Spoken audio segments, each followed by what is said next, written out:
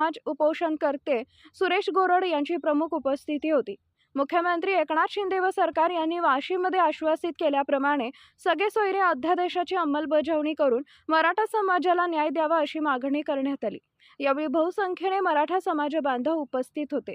मानदेश न्यूजसाठी संपादक केशव जाधव, मानदेश न्यूज विरळी।